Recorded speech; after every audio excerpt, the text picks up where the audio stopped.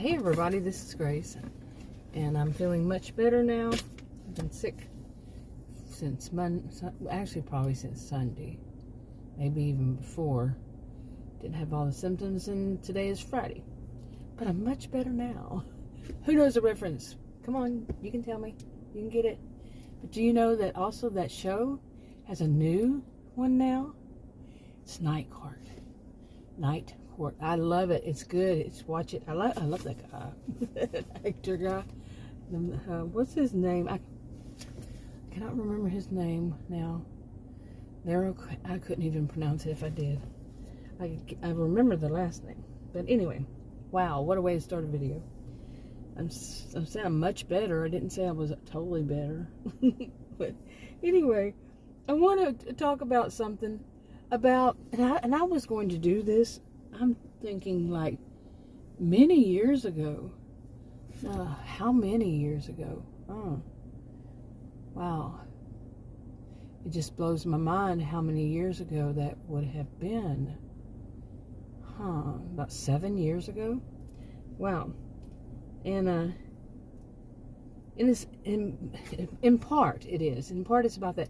Like, people will call people conspiracy theorists if they even say something like, I've heard this so many times, like people talk about, you go into a store or something, and you're going to find, say, this is my example, like you'll find pasta sauce on all the way to the left in the store, and then all the way across the way far down there on the right side of the store, you'll find the pasta.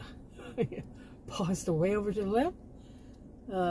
Pasta sauce or whatever way to the left, and then the pasta itself way to the right. Across the store. And does that make sense? Maybe I'm not total though, but yeah, and some people say, well, if somebody says that, then they're a conspiracy theorist. Really? Do you really know what is a conspiracy theorist? That's not it. But to me, now some people, that's how they see it. That's it. Anybody who suspects. Now, some other people would possibly think the person's a bit paranoid. And I would lean more toward that, but not on that topic. I would lean more to the person's a bit too suspicious if they keep saying things like this. Or they're just, they're ones to speak freely about it. Now, but when it comes to crazy stuff, my mother was a conspiracy theorist, okay? And, I shouldn't say crazy, even though it's not a diagnosis, but my mother was a conspiracy theorist, and if they think that it just started now, my mother was one. Okay, I don't know how many people before her, but like man never walked on the moon. That was their thing back then. And Watergate was just a hoax, and she was really, really into,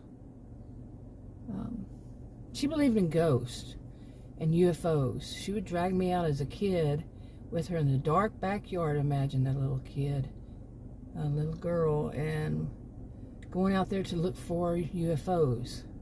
When my dad was across the house watching TV, that's of course would have to be, because she didn't want him to know she's out there looking for UFOs. And all this kind of stuff. She was into all that kind of thing. And now, to me, a lot of what she said, like the front. After my dad passed, they were till death do they part, and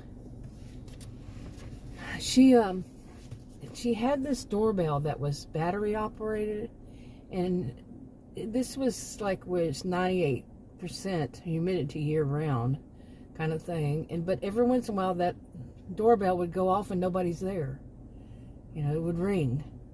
And I was actually there one time, and I was walking toward to go into the house from the outside, and it went off, and nobody was there. But she believed that was okay, because she believed that was our dad. That was my dad, her husband, ringing the doorbell. I don't like to speak ill of the dead, so I'm not really speaking ill of her. But her beliefs were this way, and Other things. Oh boy. Oh, I've mentioned these before, that she believed that she watched a certain news channel that I banned from my house ever if she was there. No, I wasn't going to have that stuff in my house. And I wasn't mean about it. It was just fact. So she'd watch it when I was away. She stayed with me a few times. But, I mean, I give her, she had gumption, you know. Plus she was, I think she was agoraphobic. But anyway, she would watch that stuff and it would make her so angry. Just very angry, but also suspicious, very highly suspicious, quite a bit paranoid. And she would say that they're watching her and talking to her. I told somebody, and they said, well, they are. Yikes. Yeah. Now those I would say fall under conspiracy theorists. That kind of thinking. But that's me. That's how I see it. So, okay, that's quite a bit of a setup for what I wanted to talk about. But it is this, that recently, you know, some of the things that are more recent that I doubt myself is something that is being taught to people as if this is a, what would I call it? This is a social norm, and they're trying to become a norm. And some of these things is like they have good excuses for why, you know, they being whomever it is that would be the they for whatever. Because I can't say all of them, and it's never all of them. It's not a one size fits all.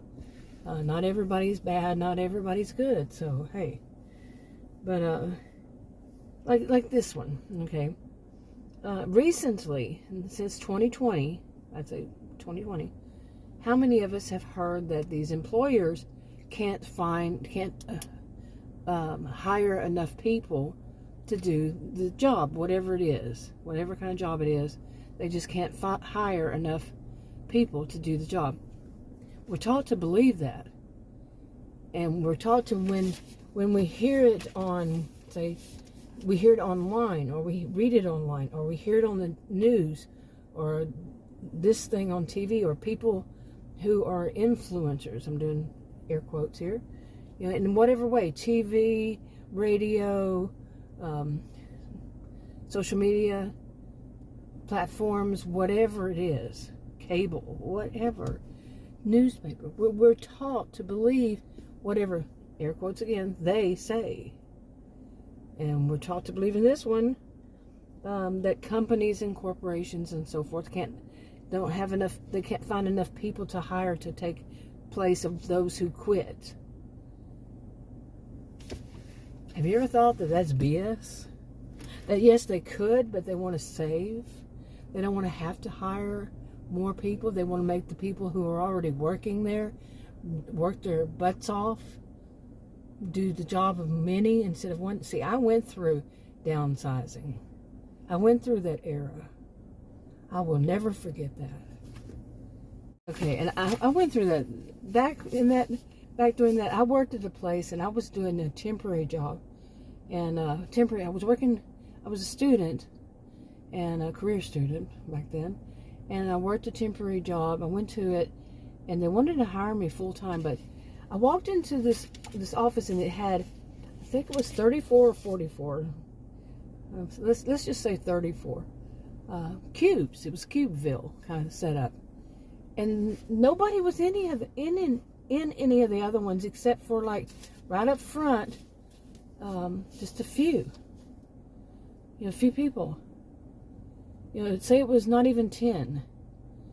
And I asked one of them, I said, what happened to all the other people? They're not here? Or they're in a meeting? You know, whatever I asked back then. That was a long time ago. But they said, no, we downsized. And what they were doing was making the people they were hiring, even they micromanaged to the point that they had to keep a spreadsheet open all day long, reporting at every moment what they were doing, and including their bathroom breaks, how long it took them, and if your bathroom break, and their bathroom breaks lasted longer than they should, they would have to explain why. Not kidding. And then it went from there. I called the agency and said no way, and I told them what it was, and they said, oh man, we're so sorry, we didn't know that was the case. They said then they wanted to hire you full time. I said no, I'm not going to do it. No, because what they were doing was they were having each, like me, one person, they wanted me to do the job of many that are no longer there. They downsized and got rid of. And it could be that this was just another way that happened. The downsizing. Then they didn't have to call it downsizing. They just had a good excuse for it, whomever they are. Like I said, it's not a one-size-fits-all, and not maybe some of them, they believe it too. That they can't hire. And it could be managers who want to keep their profits up, so that they look good and the stores look good. They're keeping their profits up. But I don't know about you, but I've seen a lot of places they can't even open their doors anymore because, no. But they're going to make an excuse on why. But maybe some of those, hey, it's a write-off or something, right? See, and there is a right. A person should feel comfortable being able to think this way. Now, there's some people that go to an extreme, and some people that get in a mindset, and they can't get out of that. And there's so many that go way too far. And yeah, there are all these exceptions, but seriously, we're taught to believe this way. And if you think any other way, like say no, there are plenty of people out there looking for jobs, and they're just not able to find decent ones. And when they do, like back in the day with downsizing days, like I went through, they're trying to tell them to do the jobs of many, and not paying them, not compensating them. It's what, minimum wage here in Texas? Isn't it still $7.25? And it was that way 14, 15 years ago. Wow. Oof. Crazy. They're not giving them. They're giving them a raise. Some of these places you go to, I've been to some of them. They say they pay $15 an hour. To start off people, like drive-through, see it on the wall. They have advertised. Do they really pay that? Do they really hire enough, or are they making that one person do so much hard work that they're exhausted? Even young people. I mean, I'm not saying old people are, but like somebody my age, maybe. I mean, I should skip that whole age thing. But I mean, a young person has a lot more energy. I had a lot more energy when I was, say, in my 20s than I do now when I'm going to turn 60 in a few months. Yeah, a lot more energy. So, that should be missing. Anyway, I'm looking at my notes. Okay, so anyway, this is just another alternative way of viewing it. Oh, you're seeing something in the corner, huh? But an alternative way of viewing what we're being told. So, just an alternative view. Okay, now, like I said, this could keep them from hiring enough people because they have this ready-made excuse or excuses. So, say the people who have the corporations, they want to make more profit. And aren't they bragging, some of these places that are having all these way high, expensive costs for items, they are actually bragging about their profits? That so much reminds me of the downsizing years, yeah. When the gas was crazy. Wasn't that the same time? Or was it another time? Gas was crazy. Gas was the same prices as it is these days, which is crazy. Again, that was so many years ago. So it was much more out of a person's pocket. But then again, they were paying minimum wage the same, right? Oh my God. Shame on them. But we're being told how to see it. We really are. And if you don't see it that way, shame on you. They've made it a norm. They've normalized that thing. They've normalized it. Anyway, then the people that they do hire, there's a few that they have to just to keep their doors open. That they work their fingers to the bone. How many remember that reference? I'm using some of these old-fashioned sayings just to see, just to use them. Like that one was, it was a song, wasn't it? working my fingers to the bone. If you work your fingers to the bone, what do you get? Bony fingers. And it was a song.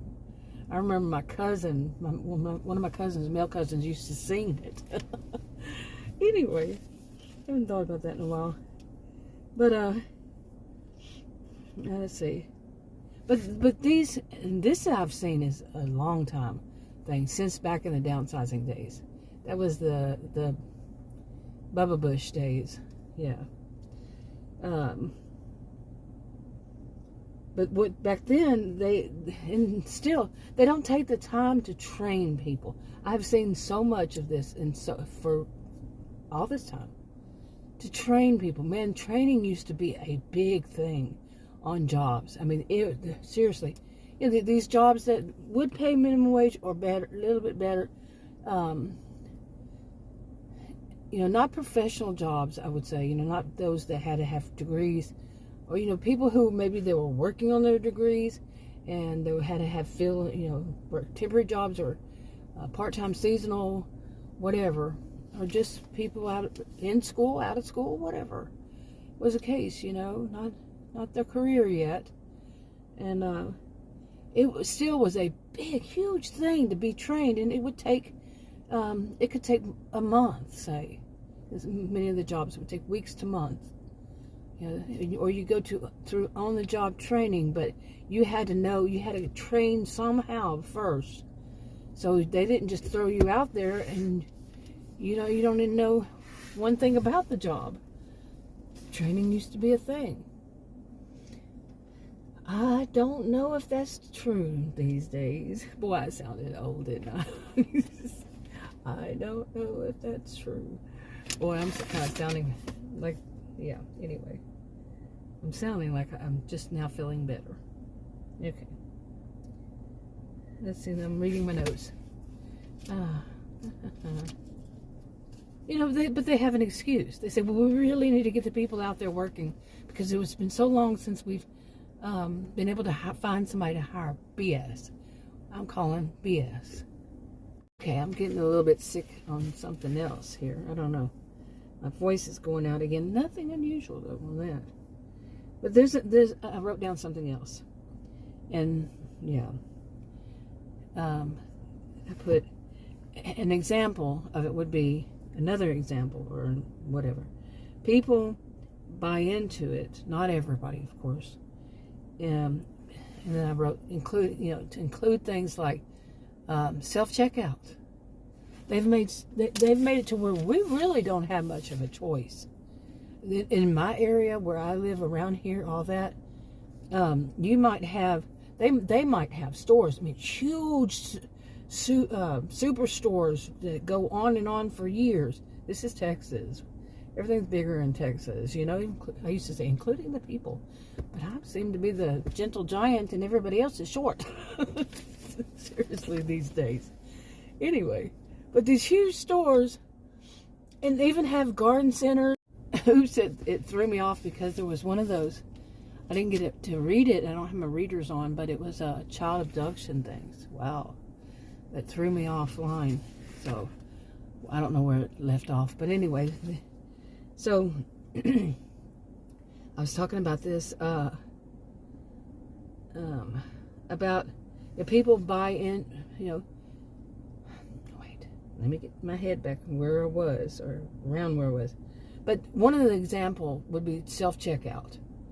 And I was saying this about some of these stores, this one store especially, huge new superstore, not new, but newish. And they have changed to where they just have like 4 checkouts, and they have altogether something like 30 registers, but only 4 of them are for actual human checking people out. Yeah. Okay, anyway, and then there are times. One time I went in there, they had one cashier actually running one of them, nobody else, none using the other 3, however many, and there was only self checkouts, and me and a woman behind me or in front of me or something got up there, and that woman left and went to her lunch, and I went over there. It was right there in front of their customer service and said, hey, we're standing in line here, and she just left.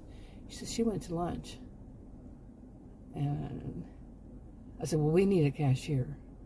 Yeah, I'm like that. Other woman came with me. And they said, well, you need to do self-checkout. I said, I don't do self-checkout. And I don't work here. I got guts, let me tell you. I got gumption. And anyway, the woman who was standing there in, I think I actually spoke to her on some of it. She checked me and that other woman out. But she did so grudgingly because she is one of those who believes she's above it all. She's above everybody. She's elevated herself way up there. But anyway, so they're not giving us a choice. You know, that's really a way of trying to tell us you don't have a choice anymore in these stores.